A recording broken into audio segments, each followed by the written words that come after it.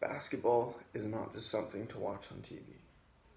It is something that brings people together, that brings a fan base behind a general team and support them.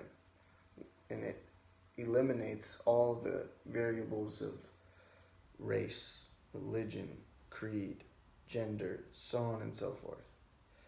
What it does is it eliminates all that and brings society together, just as any sport. And even though basketball may not be the most watched sport in the world, it is known around America and it is known for its unity. Throughout the test of time, there have been multiple athletic icons who left their mark in the history of time of basketball, such as Kobe Bryant, Kareem Abdul-Jabbar, Allen Iverson, Oscar Robinson, Jerry West, etc., etc. All of them brought something unique and very awesome to the table. The way that they were physically built, the amount of athleticism they had, and the way that they brought a city together was really just beautiful. And um, multiple occasions of this happened throughout the test of time. But how did basketball get to that point? How did we as a society stand behind these people so much, and how did that camaraderie build up?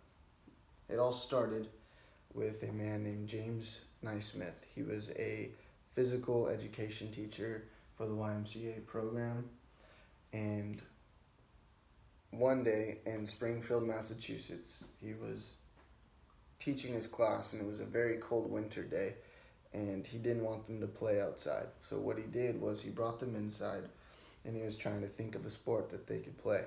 He couldn't think of anything, so he said, what the heck, let's just make up my own sport. So what he did was he got a soccer ball and two peach baskets and held them up at the end of each court. And this is the first idea of what basketball really could be.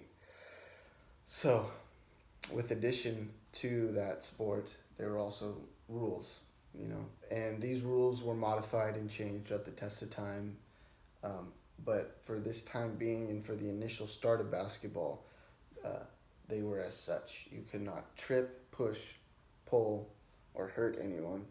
If you did, you could either be disqualified or fouled. And if either team reached the limit of 3 fouls, it would count as a goal against the team who committed those fouls.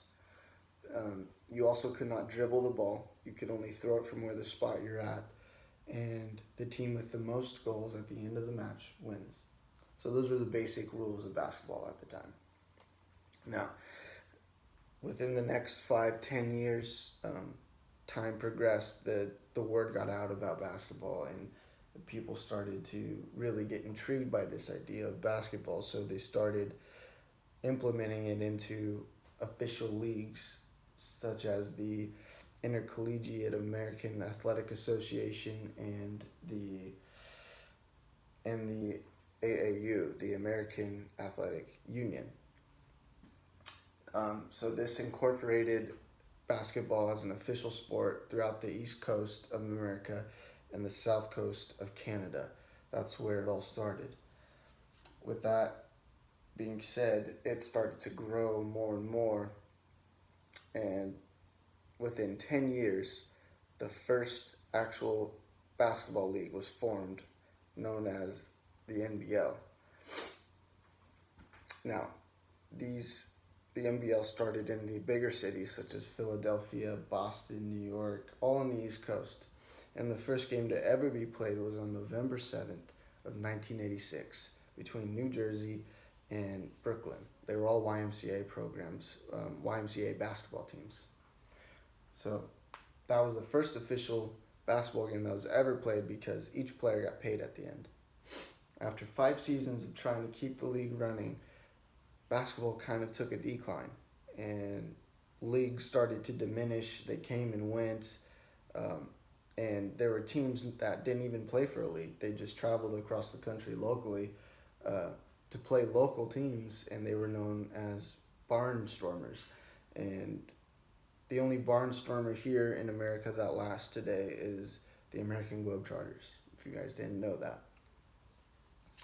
So, as time went on, up till like the 1950s, 1945, between 1950, the NBL and the BAA became the two most prominent leagues in America. The BAA was located in the Midwest, and the NBL was located on the East Coast.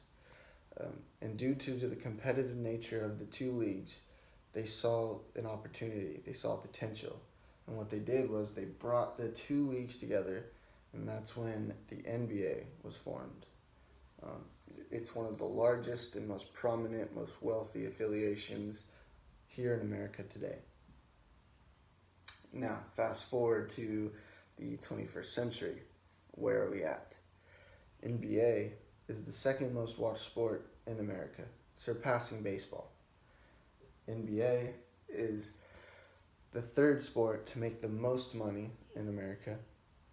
There are now 30 teams located all around the world, or not around the world, in America. And NBA just led to a dream. It leads to hope for those who don't exactly want to be a doctor or a lawyer or an artist. If they are physically capable and they have a dream and they want to chase it, they can become an NBA player. It gives many people a dream who don't have much to live off of, but a basketball and a hoop. Just as a football player has the opportunity to just be a football player by becoming physically capable and able to excel at this sport. This is what the NBA does. It's just another opportunity for hope, to bring unity to society and excitement throughout our country. Sports are so important as a part of our society today because people just look at it as something that is just something to watch on TV, but there's so much more depth to sports. There's, like I said, hope, unity. Every creed, religion, race, and gender is eliminated, and people will stand behind a team no matter what they look like. And that's why I chose to give you guys this information about basketball. I hope you guys enjoyed. Thank you so much for your time. Have a great day.